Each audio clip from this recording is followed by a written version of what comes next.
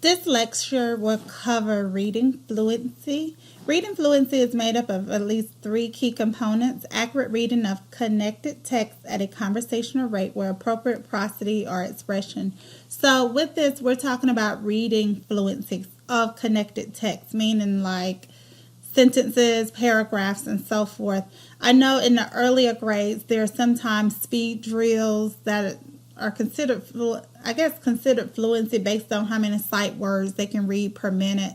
But with this, what I'm talking about today has to do with actual reading connected text, whether it's a story, an informational text, or something of that nature. So with reading fluency, you have to have three things. There are three key components.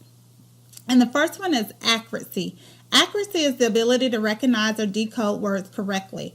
So students will have to have a good grasp of decoding in order to be accurate while they're reading. And so that means that they're able to recognize the words instantly. They don't have to sit and think about what sound each letter makes and blending those sounds and then trying to decode. Because if they can't accurately recognize the words, they won't be able to be fluent. And if they're not fluent and being able to read at a conversational rate, they won't be able to comprehend as well. And so comprehension, again, is the ultimate goal of why we read. The next one is rate. That's how quickly and accurately one reads connected text. It doesn't mean how fast a person reads. So you should never tell students, I want you to read this as fast as you can. The best thing to tell them is, I want you to read this as best as you can.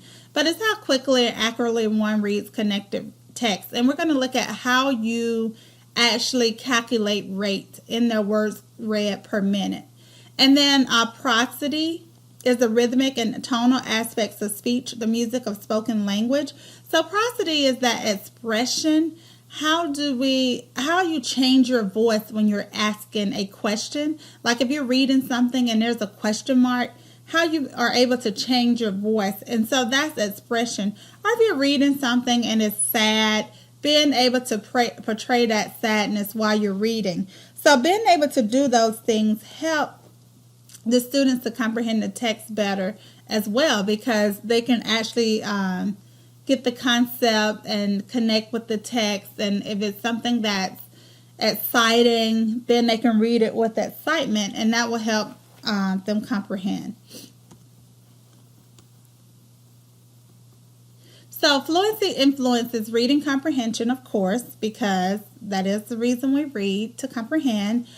Proportion of words recognized instantaneously. So being able to instantly recognize those words, that's the whole purpose of teaching decoding, is to get students to automatically recognize words or instantly recognize words. And then speed and accuracy of decoding.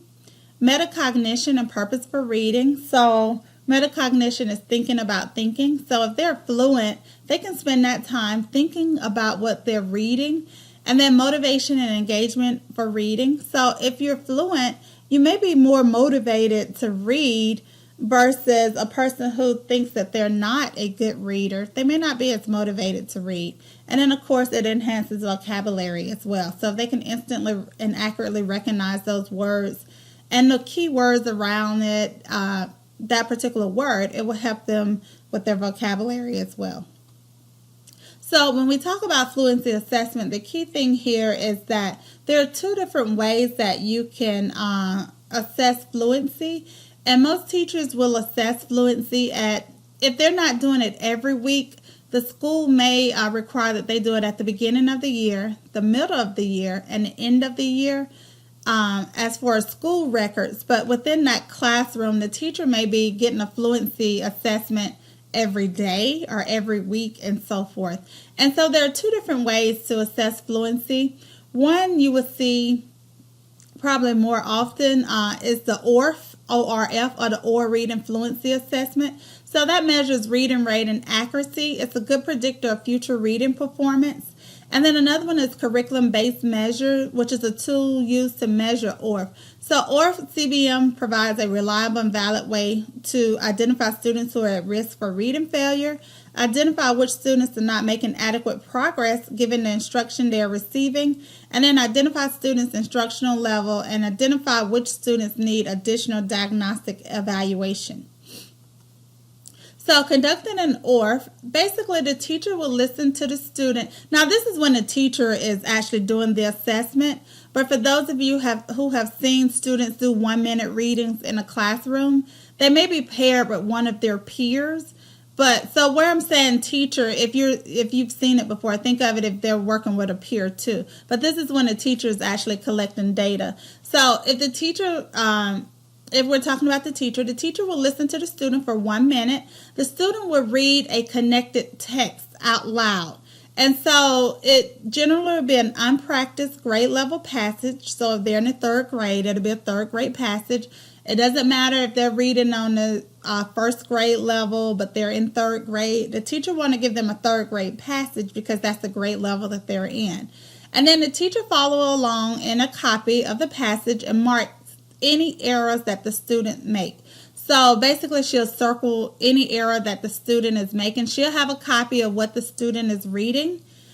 Or I've seen some teachers who count it on their hand. Just every time the student make a mistake, they're keeping track on their hand by with their fingers. And then at the end of 1 minute, the teacher subtracts the number of errors minus the total number of words read to get the WCPM, which is words correct per minute. And your book talks about words correct per minute.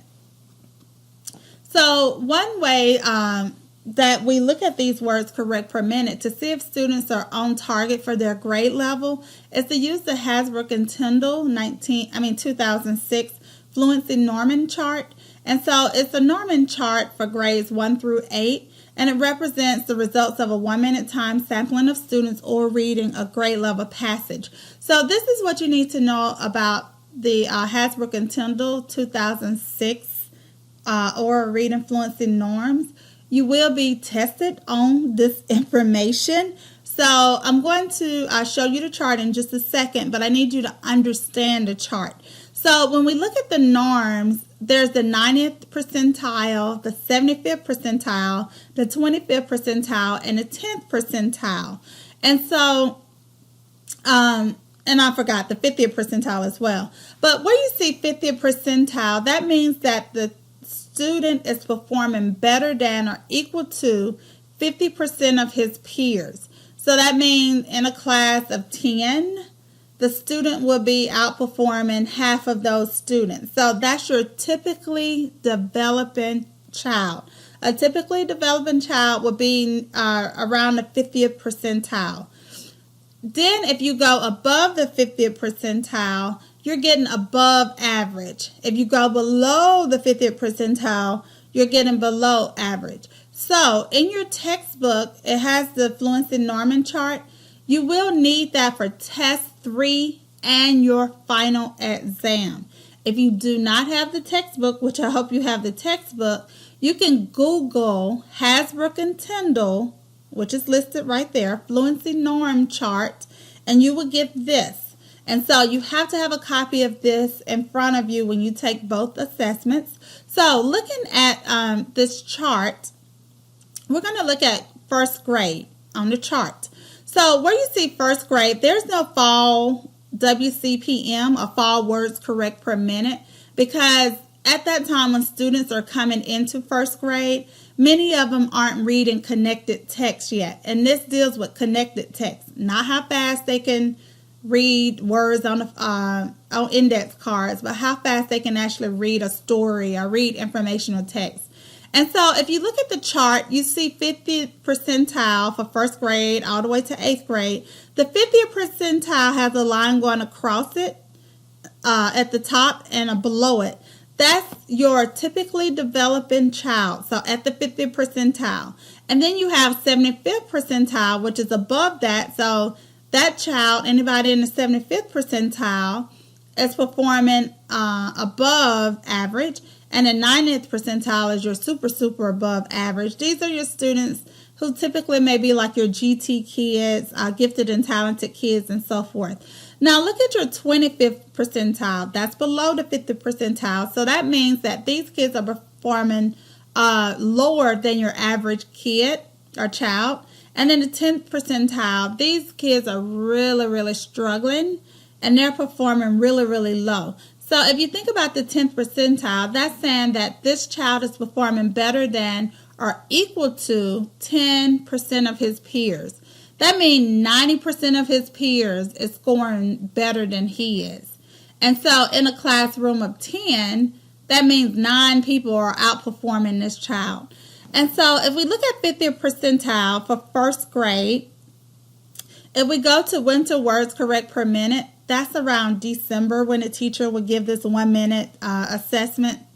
And so you can see for the 50th percentile in winter, they should be able to read 23 words correct per minute. And when we say words correct per minute, they may read 30 words, but they may have made 7 errors or miscues. And so then you would subtract 7 from 30, and that will leave you with 23. So that's 23 words correct per minute. So your typically developing child should read around 23 words correct per minute in winter. In spring, that will be around May when students are getting out of school. They should read around 53 words correct per minute, and that's your typically developing child. And then the average weekly improvement, they probably gain about 1.9 words every week. Now, look at your 75th percentile for first grade. In the winter, those children, if you have any, it may be 2, 3, 4 students you have in your classroom, they're reading about 47 words correct per minute. That's almost double. It is double your typically developing child. And then for spring, 82 words correct per minute. And they're making gains at about 2.2 words per week. And then look at your 90th percentile child. These children are, if you're lucky to have 1, 2, 3, reading 81 words correct per minute in first grade and in the winter, so around December. And then in the spring, around 111 words, and they make a weekly improvement gain of about 1.9. Now, look at your 25th percentile for first grade. These students are reading 12 words correct per minute in the winter. So that's really, really slow. So if you think about 60 seconds going by, that's only 12 words that they're reading in those 60 seconds, which would lead me to think that they're probably trying to decode the actual words, and it's taking time decoding those words. And then in the spring, they'll read about 28 words correct per minute, and they make weekly improvements of about 1 word per week. Now, your 10th percentile child, you really are children. You really are going to have to watch out for these children.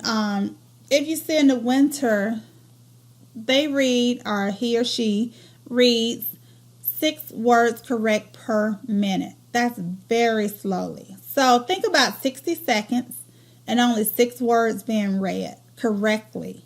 So that means like every 10 seconds, they'll say a word or try to decode it, figure it out. 10 seconds go by, they'll say another word, trying to decode it, figure it out. 10 seconds go by. And so they probably do that for the entire 60 seconds. And so they're only able to accomplish about 6 words read correctly. That's very slowly. So you're going to really have to keep your eye out on this child and maybe make some anecdotal notes or do some extra instruction or make some recommendations. And so even at the end of spring, when it's the end of the first grade, your 10th percentile child or children are reading only 15 words correct per minute. That's even slower than your typically developing children were reading in winter. And so that's how you read this particular chart. And so we'll just do another one really quickly. Let's look at third grade. So third grade, in the fall, when they come to you in August, September, your typically developing child at the 50th percentile, remember, that's why the lines are going around the 50th percentile. In the fall, when they come to you August, September in third grade, they're reading about 71 words correct per minute.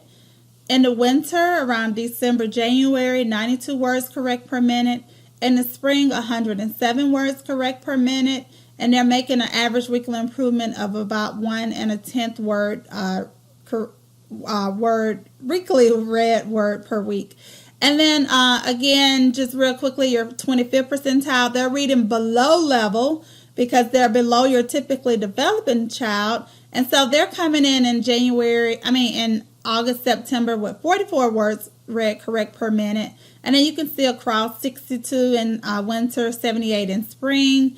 Your 10th percentile child, third grade, 21 words per minute, read correct per minute, 36 in winter, 48 in spring. And then your 90th percentile, 128 words correct per minute. These are your super, super smart students with fluency. And then winter, 146, spring, 162. And you can see the same for 75th percentile as well. Now, none of this makes sense if they can't comprehend. And so you will have some students who can read and they can decode, and some of them who are trying to read so fast that they're not even comprehending what they're reading. So for any fluency measure, I would always follow up with some type of comprehension questions or something you can ask or have them to do to make sure that they're not just trying to read quickly and fast, that they're actually also comprehending as well. So again, you do have to be able to understand this chart. If you didn't get anything I just said, make sure you rewind it and listen to what I said, because you will have some questions that's going to give you a scenario, and you're going to have to decide if the student is reading below grade level, on grade level. On grade level is your typically developing child, or above grade level. And then you're going to have to be able to tell, if I tell you how many words correct per minute they're reading, and whether it's fall, winter, or spring, you may have to tell me what percentile the child is most closely to, and whether that's on grade level, below, or above grade level. And so those are just the weekly growth rates that I showed you earlier on the Hasbrook and Tyndall on the previous slide. And so another type of ORF CBM that you can use with older students, for those of you who are going to use who are going to teach older students, is the Maze CBM.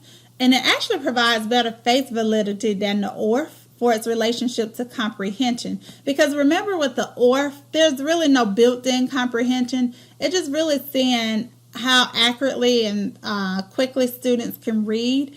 And you're going to time them for 1 minute. And you're going to look at all of the words that they've read. And then if they made any errors, you're going to subtract those errors. And it'll give you words correct per minute. Well, with a maze, you can also kind of determine whether students are comprehending what they read. So Maze CBM students read a passage silently instead of aloud.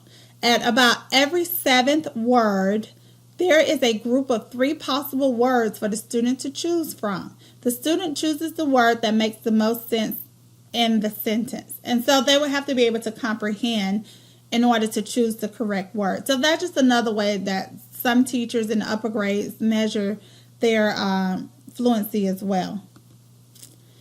Okay, assessment of prosodic reading, or the expression part. Again, with given an ORF, the students are really just reading, and the teacher makes a value judgment on their expression. It's kind of subjective. It's whether she determined if they had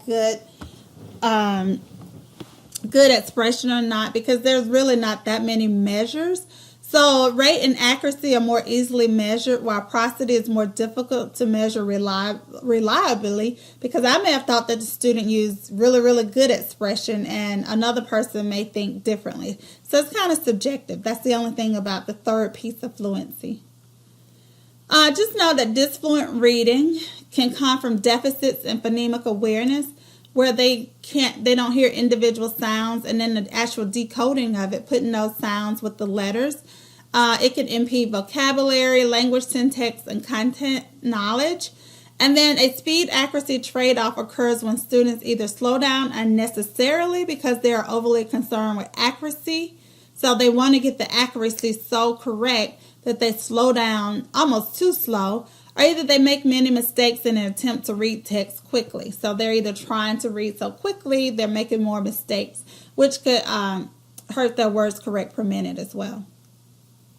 Okay, when to assess fluency.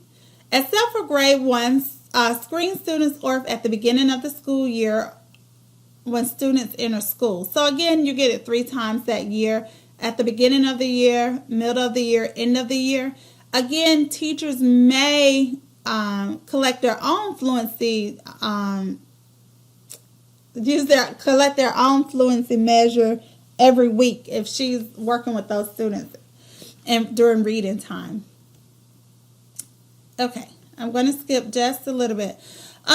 One thing you should be aware of, and you're going to cover more of this if you take an assessment class, a reading assessment class, but when you're looking at text difficulty and when students are reading, trying to determine if they can actually, what level they can read at. In reading, we consider 3 different levels. One is their independent reading level. That's relatively easy for students. These are the books that you can give students and they can go sit at their desk and read by themselves. They don't need any help or anything like that. In order to determine their independent reading level, they need to score between 95 to 100%. That means for every 100 words, they shouldn't be missing no more than 5 or making 5 miscues or errors. And so independent level reading, you can see is appropriate for core reading, duet reading, phrase cue reading, reader's theater, and so forth. And then the next one is where your instruction should be. So the instructional level, this means it's challenging but manageable for the reading. So 90 to 94% accuracy. So fewer than 10 errors per 100 words. And so that would be your instructional level. And so if you're teaching something or if you're going over a story from your textbook, your reading textbook, it should be at the instructional level. And then the frustrational level is difficult for the reader. This is something that you should not give them. If something is too difficult, they won't be able to comprehend it. So you need to know what their frustrational level is. So that's less than 90% accuracy, more than 10 errors per 100 words. So not appropriate for fluency instruction. So if you were trying to decide and get a fluency measure, or even you just wanted to know each individual student's independent instruction and frustrational level, you can do an informal reading inventory, which if you take a reading assessment class, you will have to do one of those. But sometimes you can be you may be in the 3rd grade and your independent reading level may be 2nd grade. Your instructional level could be 3rd grade. Your frustrational level could be 5th grade material. Or you could be in the 3rd grade and your independent level, if you're a little bit advanced, could be 5th grade. Your instructional level could be 6th grade and your frustrational level could be 7th grade material, especially if you're an advanced student, like I said. So all of those things vary. So I'm going to go over some fluency strategies that you need to know. The first one is paired reading.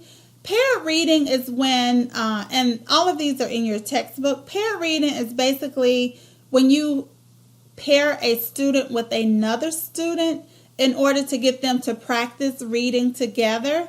And so generally when you do that, you're going to put a higher reader with a lower reader.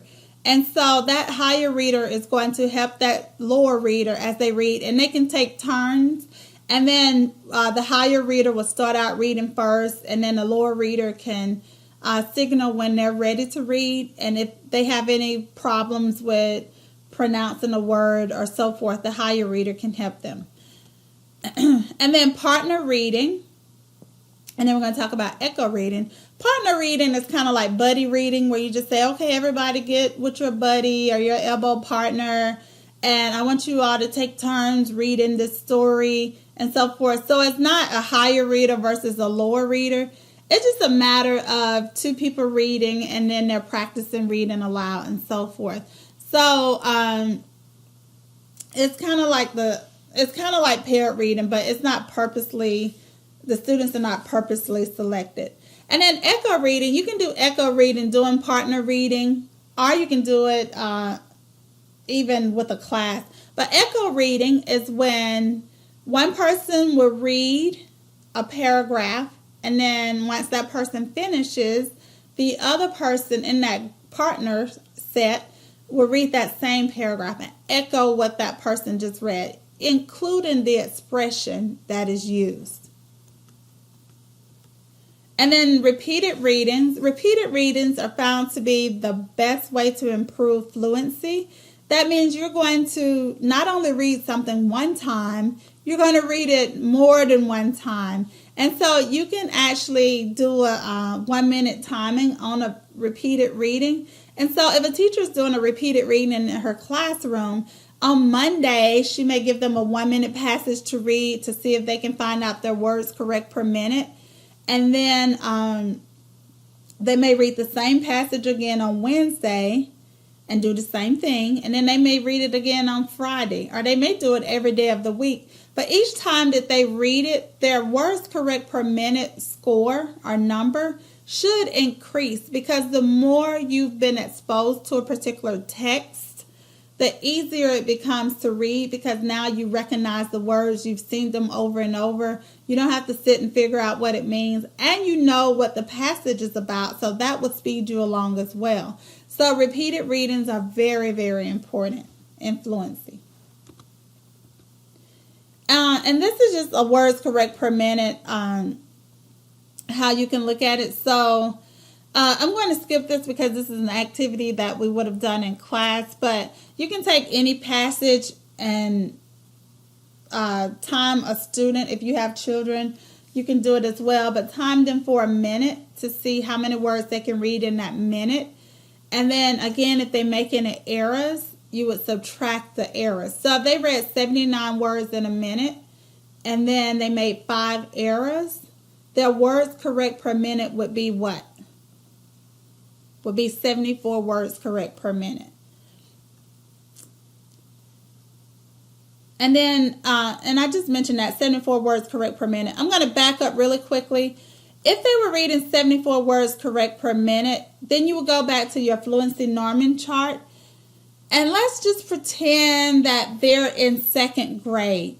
And this is September when this happened. So you would look at 2nd grade, and September would be fall. They read 74 words correct per minute. So that child is more likely above grade level, and they're closer to the 75th percentile. They're closer to the 75th percentile. Remember, they read 79 words, and they made 5 errors, and so their words correct per minute is 74. And so if you look at 2nd grade, September would be fall. And so you see that fall is 79 words correct per minute. So they're performing above grade level, closer to the 75th percentile. Okay, I'm going to go back forward.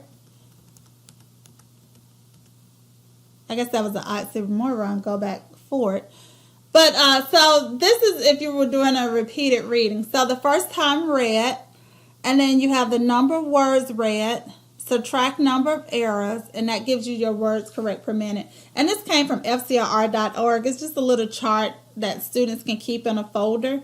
And so the second time that they've read it, they would do the same thing. And the third time that they read it, they would do the same thing. And so their numbers should improve again by the third time. And so they can take out their little chart. Again, this is from fcr.org. Over to the left, you can see you can add in the words correct per minute numbers. So if you want to do like 50, starting at the bottom, 60, 70, 80, 90, or you can do like 25, 30, 35, 40, 45, where it says WCPM. And then on the actual chart itself, where it says progress graph, they will put the date and then the title of what they read. And they are expected to read it 3 different times. And if you look at the bottom, on the first time, they would chart or put a dot or color or make it a bar graph all the way up to the number of words that they read correct per minute. Then the second time that they've read it, they would do the same thing. And the third time they read it, they would do the same thing. And so this is just a little progress graph that you can use. And then the next week, maybe you choose a different title and you do the same thing with the first, second, and third. And so, again, by that third reading, their graph should look different than the first reading. One that a lot of students know about is Reader's Theater. And sometimes students confuse Reader's Theater with an actual play. Usually with a play, students memorize lines and then they perform their play. But a Reader's Theater is different.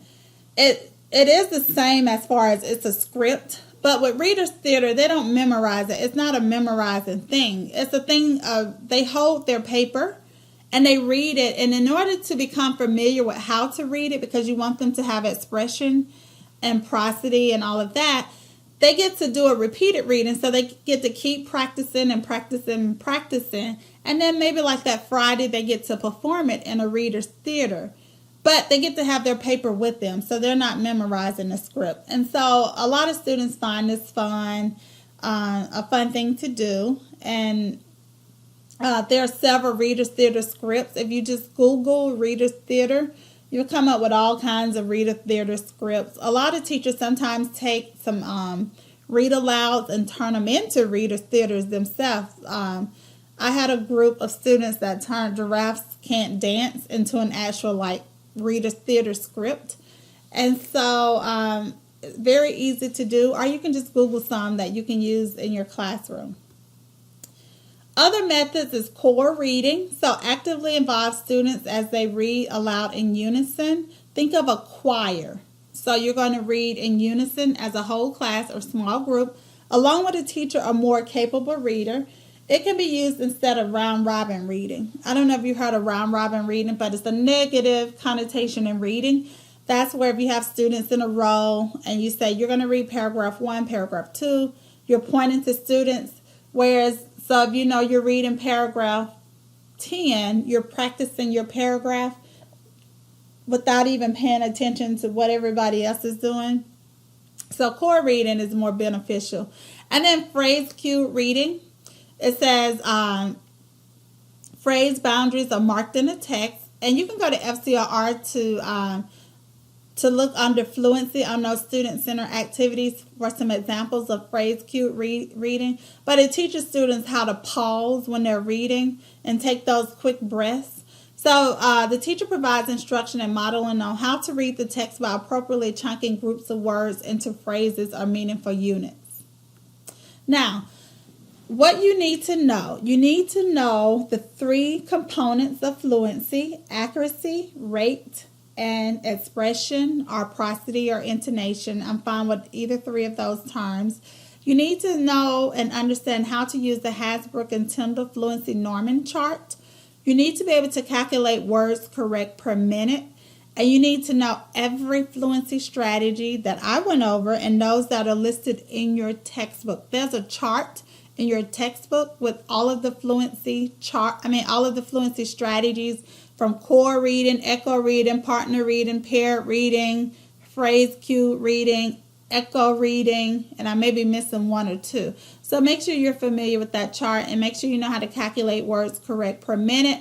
And once you calculate words correct per minute, go back and look at the Fluency Norman chart to determine if the student is, for that grade level, above grade level, below grade level, or on grade level, and be able to understand what those percentiles mean. Remember, if it's 50th percentile, that means they're performing average. Anything above that is above average. Anything below that is below average. So that's it for fluency.